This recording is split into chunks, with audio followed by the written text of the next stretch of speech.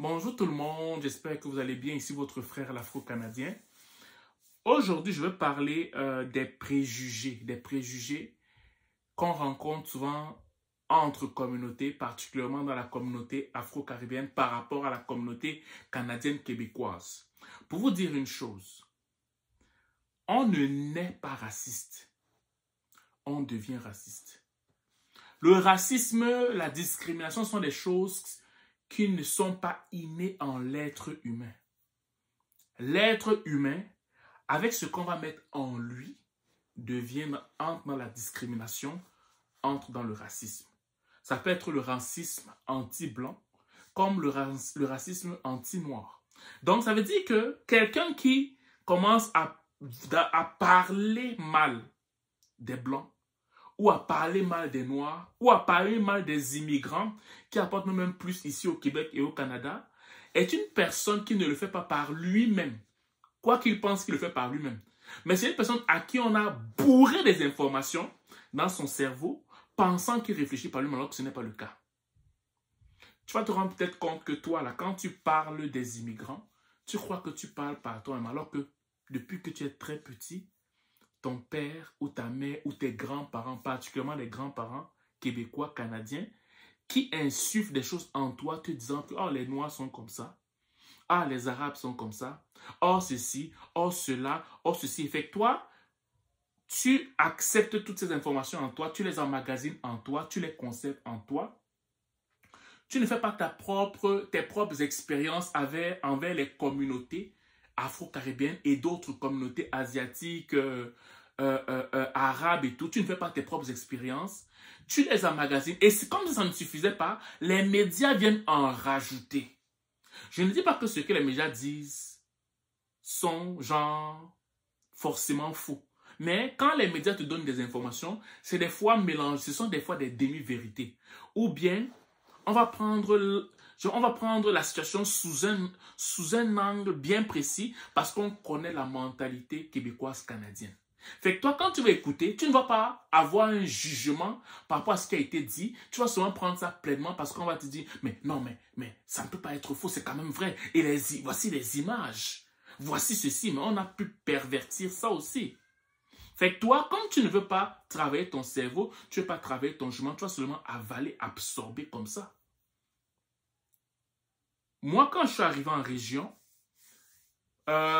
j'avais beaucoup de personnes qui avaient des préjugés envers les Noirs. C'est déjà qui voyaient des fois des Noirs de passage et tout ça. Et dans ma rue, la rue où j'ai acheté ma maison, j'étais le seul Noir. OK? Et quand je suis arrivé, c'est comme s'il y avait quasiment un comité d'accueil. Parce que c'était la première fois qu'ils voyaient un Noir dans leur rue. Fait qu'ils se posaient des questions. Et j'avais des fois des commentaires comme quoi, quand je voulais acheter par exemple les lumières de Noël, on me disait, mais tu sais que les lumières de Noël, c'est seulement pour Noël. On ne garde pas ça pour toute une année. J'ai dit, mais en fait, dans la tête de la personne qui m'approchait, c'était comme, vous ne fêtez pas Noël chez vous. Ou des fois, on me dit, mais comment vous faites-vous arriver au Canada? Est-ce que vous mangez bien? Il y a même qui pensent qu'il y a, je veux dire, tout Africain ou tout Caribéen qui est arrivé ici sort forcément de la guerre. Donc, pour plusieurs, c'est qu'il y a forcément la guerre en Afrique. Tout ce qui est peau noire, là, forcément, vous sortez de la guerre, vous sortez de la famine, vous sortez du sida, vous sortez de la saleté, vous sortez de la pauvreté. Vraiment, vous êtes minable, vous sortez des maladies. Je dis, on te sort des préjugés que tu ne sais même pas d'où ça sort. Et ça, c'est l'effet de la façon dont on a médiatisé l'Afrique et les Caraïbes. Dans toi, un esprit naïf, tu vas écouter toutes ces choses. Tu ne vas pas avoir l'esprit critique. Tu vas seulement absorber et tu vas te dire que c'est forcément la vérité. Et je l'ai vu dans plusieurs paramètres, même dans mes lieux de service. Des fois, je suis le seul Noir. Ok, au début, il y avait comme des réticences, mais quand ceux-là qui avaient de la réticence envers les immigrants, particulièrement afro-caribéennes, mais à un moment donné, quand ils ont commencé à me connaître, ils sont devenus dégagés, ils sont tellement venus s'attacher, ils ont commencé à s'attacher tellement à moi que j'étais même moi-même premièrement surpris. Pourquoi? Parce que les barrières sont tombées. Et plusieurs m'ont avoué que leurs grands-parents les ont éduqués avec le fait que les Noirs sont comme ci, les Noirs sont comme ça, les Noirs sont comme ci, les Noirs sont comme ça. Donc pour moi, s'il vous plaît, quand vous voyez un Afro-Caribéen, ok? Quand vous voyez un Asiatique, quand vous voyez un Latino, ne restez pas dans vos préjugés, approchez-les. Parlez-leur, vous allez voir qu'ils ne mordent pas. Et vous allez comprendre que si peut-être vos grands-parents ont vécu ou entendu des choses, ce n'est pas forcément tous les Noirs qui font ça, ce n'est pas forcément tous les Blancs qui font ça, non. Je te prends encore un dernier exemple. Si tu écoutes comment on parle souvent des Afro-Caribéens au Québec et au Canada, tu vas te rendre compte que les plus grands criminels au Canada, ce sont les Afro-Caribéens. Mais quand tu vas regarder, tu vas voir que l'homme le plus recherché du Canada, ben, je pense que c'est un Blanc. Je n'ose pas dire de quelle province il vient pour qu'on ne me tape pas sur la tête, mais j'ai ma petite idée. Mais ça ne veut pas pourtant dire que tous les Blancs sont méchants.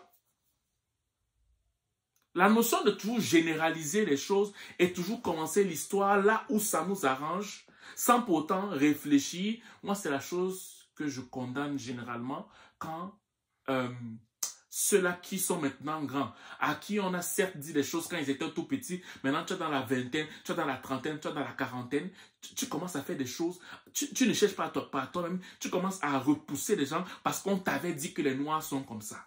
Fais attention. Maintenant, ce sont les plus jeunes. Tu vois ça à 12 ans, à 10 ans. Je me rappelle, je marchais un jour, je vois une jeune fille qui commence à me faire des cris de singe, une jeune fille québécoise. Comme ça.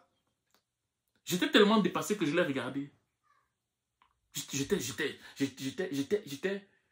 En fait, ce n'est pas la petite fille que je regardais. Je regardais les parents derrière cet enfant. Je dis, comment on a pu éduquer cet enfant-là? Qu'est-ce qu'on lui dit sur les Noirs? Où est-ce qu'elle a appris des cris de singe à son bas âge? Une fois encore, je voulais entrer dans un magasin, je partais faire des courses. Il y a un jeune Québécois qui bloquait la route. Je lui dis de passer, il me dit non. Maintenant, quand je veux sortir de la voiture pour lui dire de passer, sa mère, il fuit vers sa mère me regarde comme si je voulais seulement faire du mal à son enfant. Et moi, j'étais surpris que sa mère voit la scène. Si moi, je n'étais pas attentif, j'aurais pu cogner son enfant. J'aurais pu renverser son enfant avec l'auto. Mais sa mère donnait un regard. Pour elle, elle ne voit pas ce que son fils a fait. Une autre fois, il y avait encore un cri raciste d'un jeune qui était avec son père dans la voiture parce que moi, je devais passer avant son papa qui était en train de conduire. C'est le jeune qui a commencé à insulter. Il avait à peine 15 ans et son père aussi a insulté au travers de son jeune. Une autre fois encore, devant la pompe d'essence, une dame, alors que moi j'étais arrivé avant elle, je voulais mettre le gaz, l'essence, elle voit que je viens avant, elle voulait prendre ma place, mais j'étais là avant elle. Elle est sortie, elle a commencé à faire des insultes racistes devant son enfant qui a à peine 10 ans. Fait que ces choses-là, j'en vois ça constamment. J'en vois ça constamment. Et je vous implore, frères québécois, frères canadiens, la discrimination, vous n'êtes pas nés avec. On vous l'a insufflé, que ce soit par les médias, que ce soit par l'éducation qu'on vous a donnée. Ayez le courage de découvrir d'autres communautés. Ne restez pas dans ce qu'on vous a dit. Faites vos propres expériences et vous allez voir que vous serez agréablement surpris en fait. Voilà. Donc c'est ce que j'ai fait comme vidéo. J'espère qu'elle va vous toucher et qu'elle va vous pousser à prendre des meilleures décisions et faire vos propres recherches en matière de tout ce qui concerne les immigrants en fait. Vous allez voir, vous n'allez pas regretter. Voilà. C'est ce que je voulais vous faire comme vidéo aujourd'hui. J'espère qu'elle vous a touché, qu'elle vous a challengé et si vous passez une excellente journée ou une excellente soirée, dépendamment du lieu où vous m'écoutez. Ciao.